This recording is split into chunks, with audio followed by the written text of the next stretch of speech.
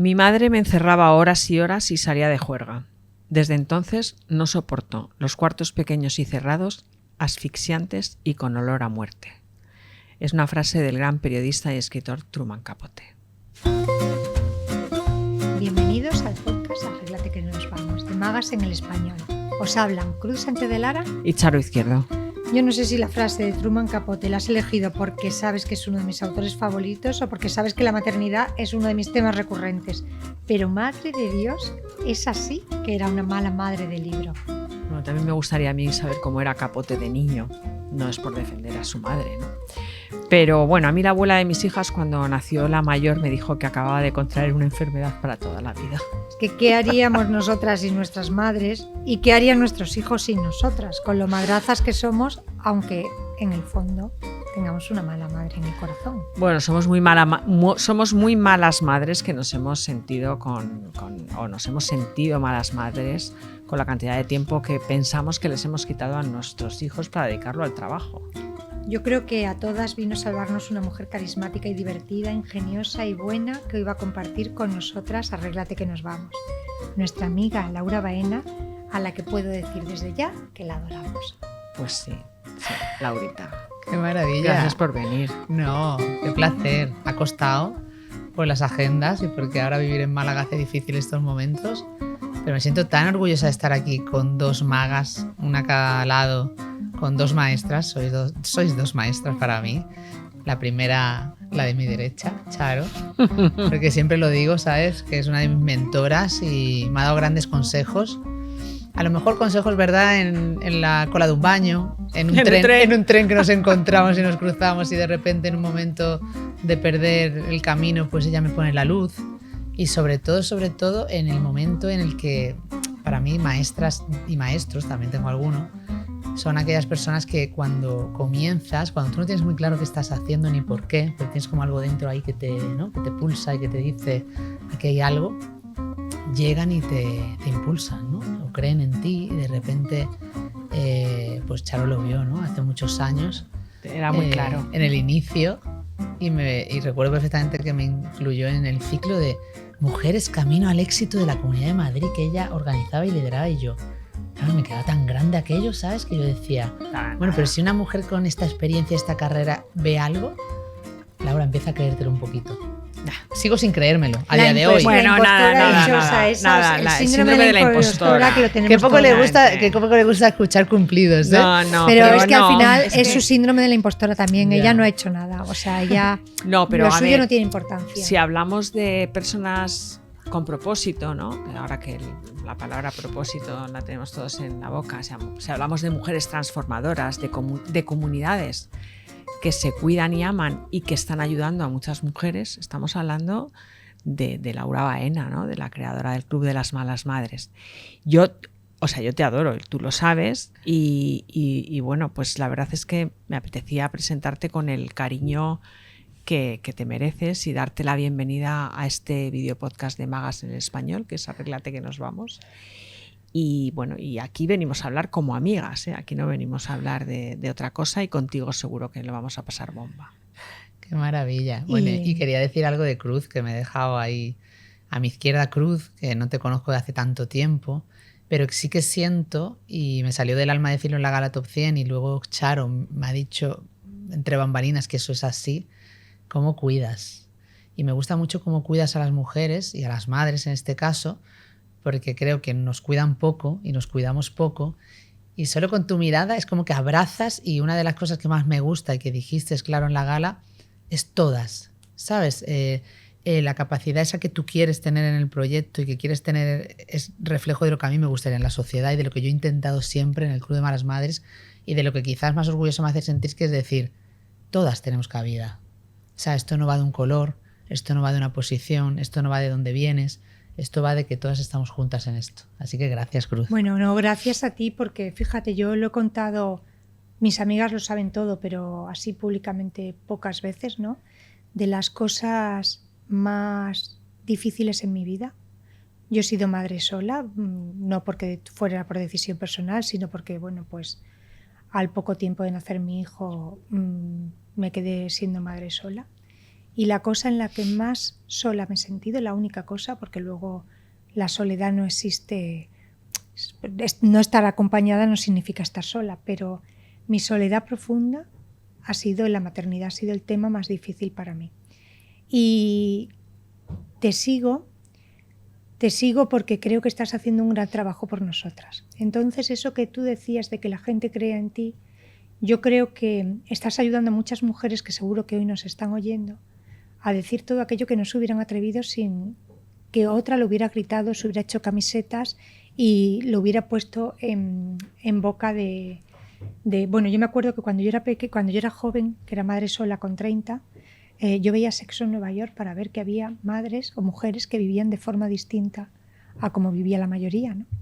Y que tú ahora hayas dado voz a todas esas que nos sentimos solas en muchos momentos de la maternidad, para mí te convierte en un referente y en una mujer muy importante. Y ahora ya voy a cortar porque es que estamos aquí, que esto se nos está poniendo un poquito pasteloso, ya estamos como nos queremos todas, qué buenas somos todas. Vamos a pasar del síndrome de la impostora al pasteleo y eso no puede ser.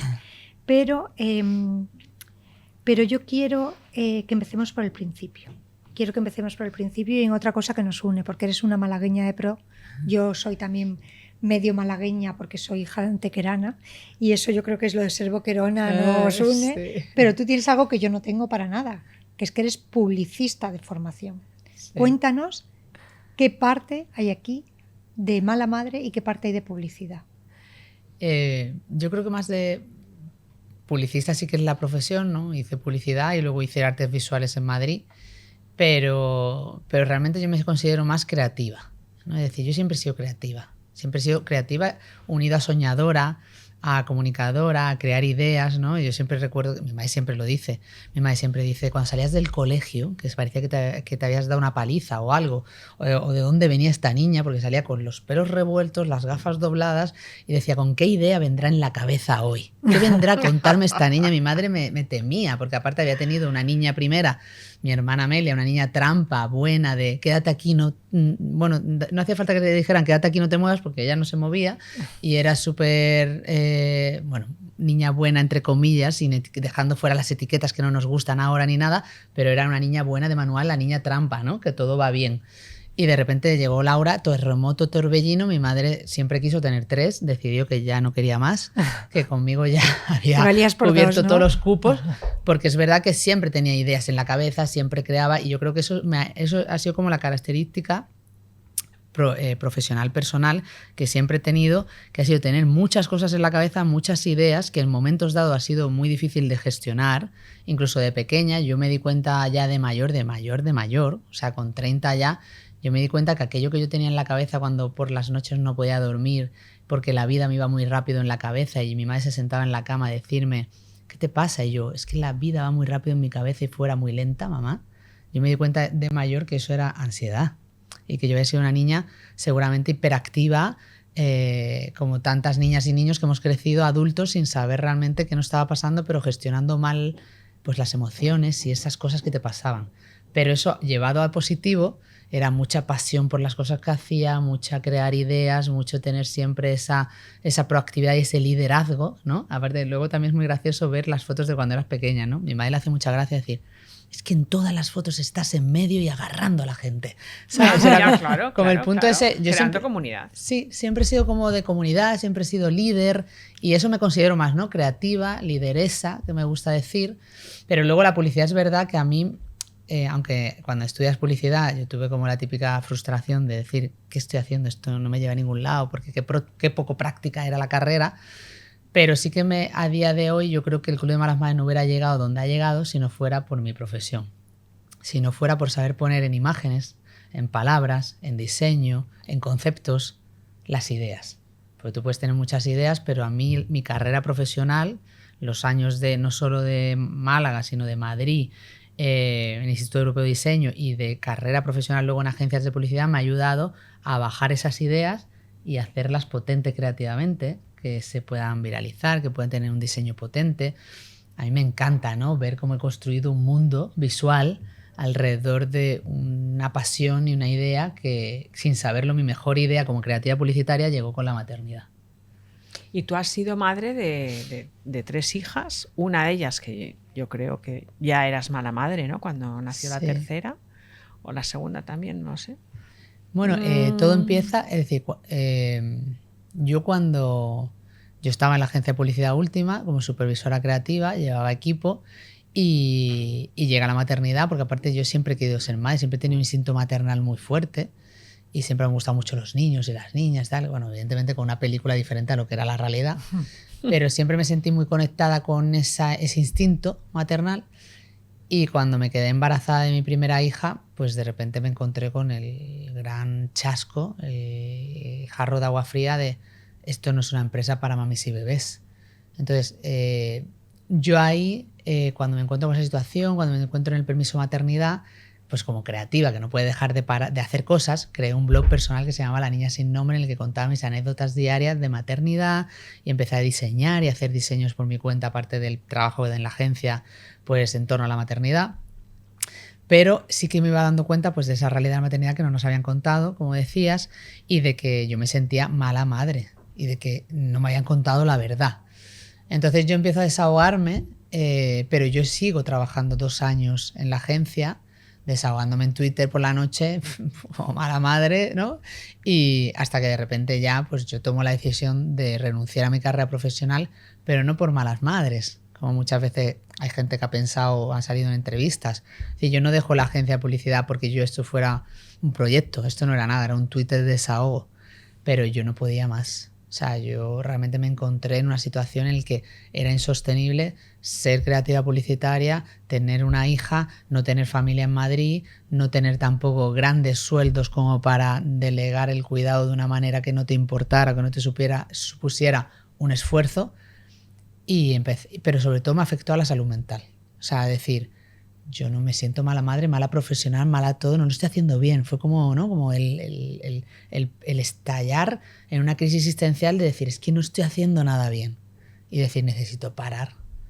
Y paré y renuncié. Y ahí empezó todo. Pero y quizá el éxito que has tenido viene dado porque eso le pasa a muchísimas mujeres. Claro, O sea, claro. todo el mundo se identifica porque todas nos hemos sentido Claro que sí. que no llegábamos a nada y que lo dejábamos todo a medias y que éramos malas en todo, ¿no? Y el sentimiento de culpa que nos han impreso así en el corazón y en la cabeza, que lo tenemos todas, es mi culpa, ¿cómo que es tu culpa? Deja de torturarte, ¿no? La culpa es el eje fundacional del Club de Malas Madres. Lo que pasa es que no hay que olvidar que esos 2 primeros años en los que yo sigo en la agencia intentando conciliar como puedo, el Club de Malas Madres es la vía de escape, el desahogo más divertido del mundo. Porque yo no llegaba por la noche a Twitter y me ponía a llorar. Yo me ponía a reírme de los intentos fallidos por ser esa madre perfecta y decir, ¿esto qué? ¿La maternidad de qué va? O sea, si no llego a tiempo, yo lo que quiero es subir, me quiero ir a tomar unas cañas con mis amigas. O sea, es maravilloso, pero a mí no se me ha encendido una luz y de repente la maternidad ha dado sentido a todo y ya no me importa nada más. Era ese contraste. Y tus niños no son constante. perfectos, ¿no? O sea, Exacto. Los niños no son perfectos y hay veces que te caen mal. Claro, y yo no soy perfecta, ¿no? Y no somos madres perfectas ni queremos serlo. Entonces, en todo ese descubrimiento, lo que dices, Cruz, mi sentimiento individual conectó con la necesidad social de que alguien dijera la verdad de la maternidad. Pero yo me estaba salvando a mí misma y sin darme cuenta, Ayudaste pues a se fue otras. creando la comunidad. Pero fíjate, tú te estabas ayudando a ti misma y has acabado esta semana entregándole a la ministra de Igualdad 1000 cartas de renuncia de 1000 madres, Sí. ¿no? Sí. Es brutal. Y ha sido muy emocionante y muy potente, por eso ahí también está lo bonito de ser creativa y de darle, porque entregarle a la ministra una caja negra con una pegatina arriba que dice 6 de cada 10 mujeres renunciamos a nuestra carrera profesional por falta de políticas de conciliación y 7 de cada 10 tendríamos más hijos e hijas si contáramos con medidas de conciliación, y firmado las 1000 cartas de renuncia de las madres de España. O sea, impresas que no te imaginas cómo pesaba la caja, Charo, subiendo calle Alcalá. Las 1000 cartas impresas en amarillo con las historias firmadas con el nombre de esas 1000 madres como símbolo de las cientos de miles que llevo recibiendo. 9 años hizo el 13 de febrero. Esta semana hizo 9 años de nuestra lucha. Entonces, para mí fue súper emocionante. Te prometo que cuando di la caja y luego ya sales de la reunión, de los medios, de todo el jaleo, salí, me abracé a Maite, mi compañera de lucha, Maite Boscozábal, y dije, Maite, quiero llorar. O sea, y la abracé llorando porque para mí realmente, aparte porque el propósito que decías es que para mí es mi misión, o sea, yo he convertido mi renuncia dolorosa, porque para mí fue una frustración muy grande dejar mi profesión, cuando para mí era pasión lo que sentía, y que ese dolor y esa renuncia se haya convertido en una misión para ayudar a otras mujeres, ¡buah! Entonces, momentos como ese, para mí son muy potentes, independientemente de la política o el político que haya al otro lado. Es como decir, wow, ¿no? Es decir, y sobre todo, y en esta acción he sentido mucha emoción. Mi hermana me decía por teléfono al salir, te he visto contenta, ¿no? Y eso me ha animado mucho, porque yo soy muy Es que he llevado 1000 mensajes a la ministra. Era la sensación, sí, yo he sentido que venían conmigo, no las 1000, venían las cientos de miles de madres, venían conmigo a entregar esas cartas. Y lo asumo como eso. Y ojo que esa responsabilidad, ese compromiso, a veces te entran ganas de tirar la toalla todos los días de tu vida. Pero ha sido muy potente, muy emocionante y bueno, y sobre todo porque llevamos meses, por falta de gobierno, con una parte que para mí es muy importante, que es el activismo político. Yo no he podido ser activista todos estos meses, ¿no? He estado pues ayudando con los servicios de la asociación, trabajando con empresas, formando la conciliación, haciendo conciliación de otra manera. Y tenía como el gusanillo y las necesidades de decir, ¿quién va a hacer algo aquí ya? ¿Quién cuida? Pero a las madres? escúchame y cuéntanos cómo es eso de que te conteste a tus posts el mismo presidente del gobierno. Bueno, qué risas, Cruz. Yo me río mucho, ¿eh? Sí, ¿no? Desde aquí un saludito, Sánchez. El presidente tiene pendiente una reunión conmigo. ¿Ah, bueno, sí? Claro, porque cuando se forma el gobierno, yo este año, al formarse el gobierno, si hubiera sido... Oye, eso es un titular Pero buenísimo. por favor, vuelve a decirlo. El presidente tiene pendiente Atención. una cita conmigo, dilo. Sí, el presidente tiene pendiente una cinta conmigo. Él lo sabe. Sí, él lo tiene pendiente. ¿Y por qué no viene? Bueno, y esto es porque, claro, se forma gobierno. Si hubiera formado cualquier gobierno, ya sea... O sea, esto ya sabemos, partemos de la base que me parece muy importante y la gente lo sabe. Llevo 9 años luchando para que se entienda que la conciliación no tiene un color y que esto es un problema social que necesita del consenso político y de todos los partidos. Eso para empezar, porque para mí es fundamental que haya unidad y que yo represente a todas las madres. Entonces se forma gobierno y yo mando una carta al presidente dándole la enhorabuena por la nueva legislatura, que sé seguro que va a ser clave en la conciliación. Ya se lo digo yo antes de que me lo diga. Y entonces le pido una reunión para que podamos hablar de todo el recorrido que hemos hecho, porque ten en cuenta que yo creo que la última vez que yo estuve con el presidente hablando de verdad fue en 2018, cuando corrí la primera carrera con él. Entonces tenemos mucho que hablar de 2018. La carrera de la conciliación. La primera carrera de conciliación, que fue la primera carrera que corre un presidente del gobierno.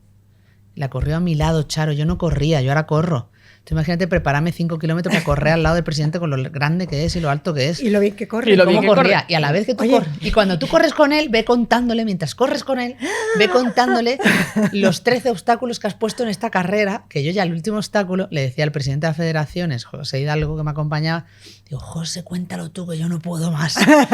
Porque eran 54 escalones que teníamos que subir, que representaban los 54 minutos de tiempo libre que tenemos las mujeres, ¿no? Y yo era como, y José, no, tienes que ser tuyo, presidente, porque 54, estaba ahogada. Es que no sé cómo pudiste. ¿Qué? Que no sé cómo pudiste. Pues me preparé un poco, pero se ve que yo físicamente no estaba, ahora estoy más en forma, ahora puedo correr y hablar a la vez. Antes no podía correr y hablar a la vez. Bueno, el caso que entonces le mandé la carta. Y claro, yo cuando hago esa es como la parte oficial, ¿no? Como presidenta de asociación, yo mando una carta oficial al gabinete del presidente y de paso, por si acaso no se entera, pues le hago un reel y hago una llamada con este momento gila que tengo, cojo mi teléfono amarillo y le hago una llamada en reel, le digo, presidente, que sepas que tienes una carta, mira tu mail, que tienes una carta. Y me río mucho porque, aparte, como tengo malas madres en todos lados, pues las malas madres de comunicación me dicen que ya ha llegado tu llamada, ya sabemos que has llamado.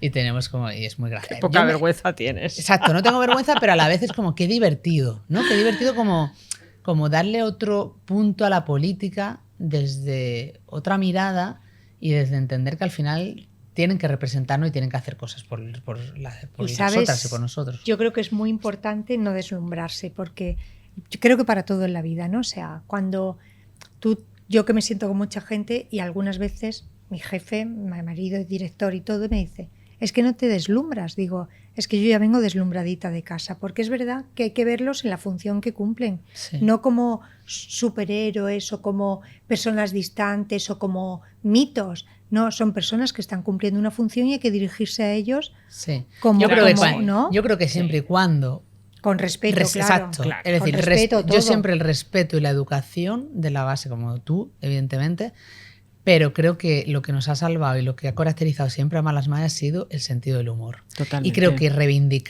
reivindicar y ser activista desde el humor es uno de los méritos que me puedo poner de decir es otra manera de hacer Que el las humor cosas. es un síntoma de humor es- inteligencia, no podemos olvidarlo. efectivamente. ¿no? ¿Sabes? Y, entonces, y ha hecho, Cruz, ha hecho que sin yo saberlo, ha hecho que pueda caer bien lo que diga. Seguro. ¿Sabes? Es decir, yo me he sentado de un lado de otro, me han escuchado y luego el recorrido, ¿no? Al final Pues yo llevas muchos años. Te voy a decir una cosa que no sé si te va a caer bien. A ver, Es que yo he conciliado siempre fatal.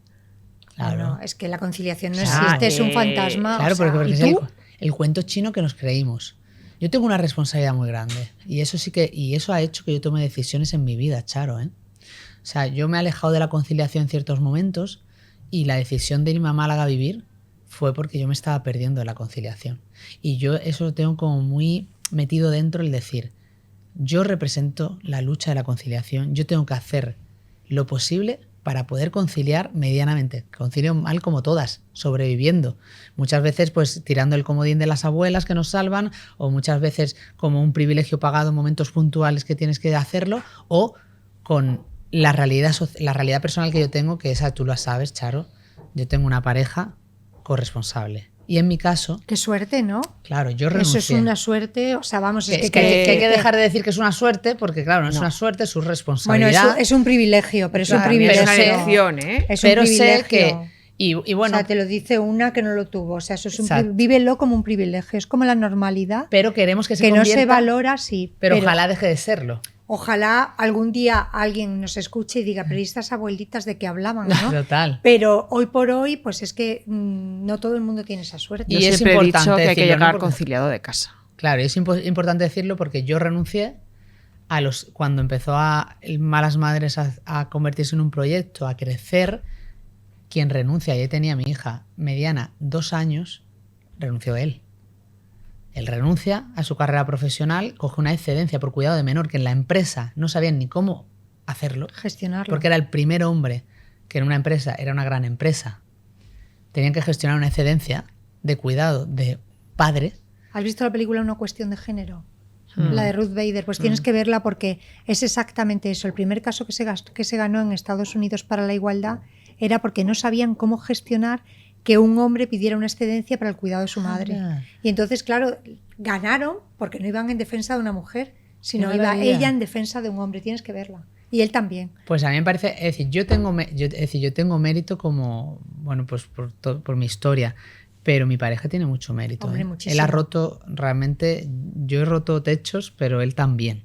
Y no solo laborales, sino también personales, porque ya sabéis, ¿no? La presión familiar, personal, al final yo tenía un proyecto que era Malas Madres, que en ese momento no era un proyecto sostenible. Y él tenía el trabajo, ¿no? El trabajo estable, que da el sueldo, teníamos 2 hijas, una hipoteca, y fue un riesgo que nos tomamos de decir, bueno, y porque nos estábamos alejando de la conciliación. Nosotros hemos sido padres y madre para estar presentes y para intentar, dentro de lo que cabe, estar presentes en la crianza y la educación de nuestras hijas. ¿Por qué no fuimos a Málaga? Porque nos estábamos alejando de eso. Y sabemos que Madrid es una rueda muy gestionable en la que es muy difícil decir que no.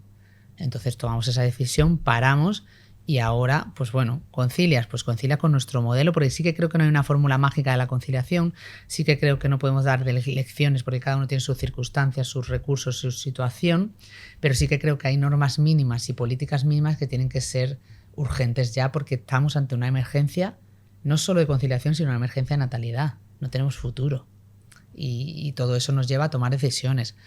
Ahora, yo siempre lo digo, esto no es conciliar, sobrevivimos como podemos, Charo. Pues como todas. Pero yo es que creo que la conciliación... Yo quiero hacerte una pregunta porque yo llevo muchos años diciendo que la conciliación no existe, que es un fantasma del que nos han hablado, pero que realmente hay políticas de conciliación, pero la conciliación real existe. La conciliación real existe y es posible siempre y cuando haya esa protección social, ese reconocimiento social y económico a la maternidad, existan empresas comprometidas con la conciliación de verdad y estemos ante una sociedad que entienda lo que es la corresponsabilidad. Pero hoy por hoy es decir, una aspiración, hace ¿no? un par de semanas saqué la butaca amarilla a Málaga, estamos con un proyecto de corresponsabilidad en Málaga, saco la butaca amarilla para preguntar a los malagueños y a los malagueños qué es la corresponsabilidad. La gente no sabe lo que es la corresponsabilidad, necesitamos ese equilibrio también porque hace falta esa concienciación social para que luego las políticas también calen. Entonces, ese equilibrio. Esto pasa, Cruz, por cambiar el modelo laboral. O sea, este modelo actual laboral imposibilita la conciliación. Imposibilita que las madres no tengan que renunciar a ver crecer a sus hijos, a sus hijas o a su carrera profesional. Necesitamos un cambio de modelo y un cambio de mirada donde los usos del tiempo estén de otra manera. Porque seguimos arrastrando unos usos del tiempo que dividían el tiempo del trabajo y el tiempo de descanso. No había tiempo para el autocuidado, para nosotras. Y eso se está viendo y está explotando. Entonces, posible es. Yo me siento orgullosa de tener un equipo de 9 personas en las que teletrabajamos todos, en el que la pandemia nos llevó a cambiar el modelo, pero es muy complicado, Pero eso no nos puede llevar a paralizarnos o a no tomar en cuenta la conciliación como un reto. Un reto social, ¿no? Social y político, y un reto de país en el que, mira, hay una debilidad. Yo siempre he pensado que era una debilidad que la conciliación no fue una competencia de ningún ministerio, ¿no? Porque cuando tú vas a pedir a alguien no sabes a quién pedírselo. O sea, yo en la pandemia me recorrí varios ministerios con 300.000 firmas para que se aprobaran medidas urgentes de conciliación durante la pandemia y el COVID, que si os acordáis no podíamos cuidar a nuestros hijos y nuestras hijas cuando tenían COVID porque no había un derecho por imperativo legal. Y claro, yo decía, ¿a quién le llevo las firmas? Que es que la conciliación no depende de nadie, pero a la vez es una oportunidad, porque es que la conciliación es transversal. Es transversal. Claro. Y es de todos los ministerios, ¿no? Entonces, bueno. Pero oye, yo tengo una duda. ¿Has aprendido por fin a hacer croquetas? No. Mira que, o sea, perdona, mira que de las pocas veces. Mira que de las pocas veces que he cocinado ha sido con tu hija, con mi querida Cristina. Ella me hizo cocinar. Bueno, es que Cris tiene un carácter. Le dijo, Cris, a lo mejor es la única vez que me ves cocinar. No, en mi casa cocina él.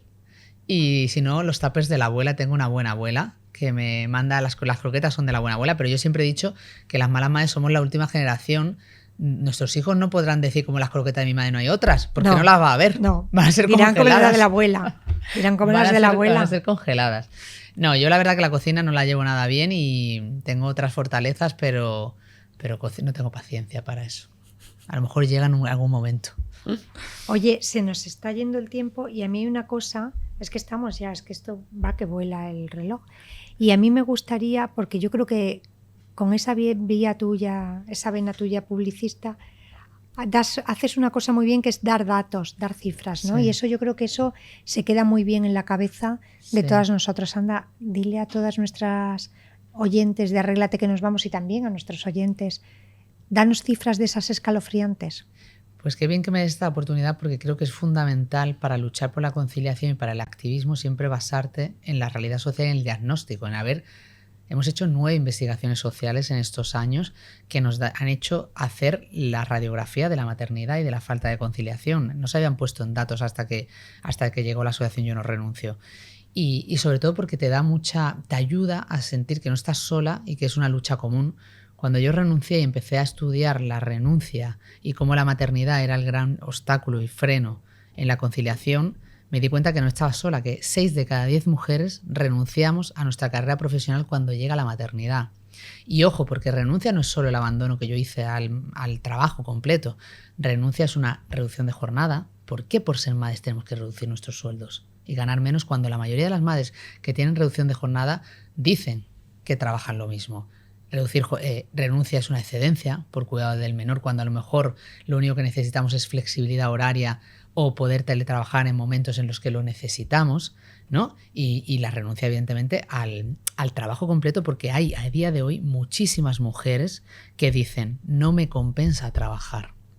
No me compensa trabajar para tener que luego pagar los cuidados, para tener que pagar una escuela o un cuidador cuando no me llega el sueldo, ¿no? Entonces la conciliación sigue siendo un privilegio pagado, tenemos que huir de eso y eso lo necesitamos con políticas públicas de protección, con ese reconocimiento social y económico que tenemos que exigir al gobierno y que tiene que ocurrir ya, ¿no? Y con esas empresas que tienen que ser corresponsables, porque tenemos que entender que la maternidad y los cuidados es una responsabilidad social y compartida de todos los agentes. Pero es que además un dato que para mí me parece muy importante y que nos demuestra la emergencia de la natalidad que tenemos es que 7 de cada 10 mujeres tendrían más hijos e hijas si contaran con medidas de conciliación, y 1 de cada 2 madres ha perdido salario por la maternidad. Esto nos llevó el año pasado al coste de la conciliación. La conciliación le sale gratis al Estado, pero tiene un coste altísimo económico, personal y emocional para las mujeres. No te digo ya nada que tengamos solo 54 minutos de tiempo libre. Que 54 minutos de tiempo libre se te pueden agotar en una rabieta de tu hija, en un atasco de tráfico o en tener que solucionar el último marrón que tienes del trabajo. Entonces no tenemos tiempo, y hasta que no entendamos que las mujeres, madres, tenemos que tener tiempo y tenemos que cuidarnos por nosotras y priorizarnos, también va a ser difícil ese cambio social. Tenemos que acabar, ¿no? Un aplauso. Sí, Un aplauso. Intentado resumirlo lo más rápido Yo posible. quiero tiempo libre también. Yo también. Bueno, tenemos que acabar, pero próxima acción. Bueno, próxima acción, yo cuando entrego una caja negra con 1000 cartas de Caja renuncia. negra me da miedo. Aparte es que me gusta decir caja negra. De 1000 historias de renuncia de las madres, tengo ahora que perseguir ese compromiso. Una subcomisión en el Congreso de los Diputados, la ministra de Igualdad, yo creo que se va a comprometer, y de ahí luego tienen que venir políticas públicas efectivas, y de ahí luego tendrá que llegar. A mí me hace gracia cuando me pregunta ¿hasta cuándo vas a seguir luchando, Laura? Hasta que haya un pacto de Estado por la conciliación. Bueno, esperemos que mueva ficha. Y mientras pronto, seguir ¿no? riéndonos, divirtiéndonos, Esperemos. malamadreando, Eso es. saliendo de gira, que estáis invitada a la gira Malas Madres on Tour, la hora de cuidarse, y cambiando el modelo social de maternidad. Es la hora de divertirse. Bueno, O sea, es es la que hora de llegamos y pasárselo pipa. malamadremos y quitémonos los prejuicios y tabúes. Yo soy mala madre, ¿tú? Yo muy mala madre y mala abuela. Es peor. Pero bueno, Que es peor. está muy Espéranos que llegaremos, Charo. Claro, Abre claro, camino, claro, como tú claro. sabes. Bueno, yo estoy a punto de ser abuelastra, o sea que bien, me estreno de abuelastra. Ha Queremos sido que todo, ¿no? vuelvas, queremos que vuelvas. Nos da mucha lástima tener que terminar ya, porque es verdad que yo creo que nuestra responsabilidad es que se hable de datos, que se hable de cifras, que se hable de situación, pero yo me quedo con muchas ganas de reírme contigo. Así que la próxima, solo para reírnos. Y ahora, chicas, con un título muy malagueño que tenemos, ¿no? Arreglaos que nos vamos. Pues Total. eso, nos vamos muy arregladitas hoy. Nos Muchas vemos la gracias. semana que viene. Un placer. Gracias.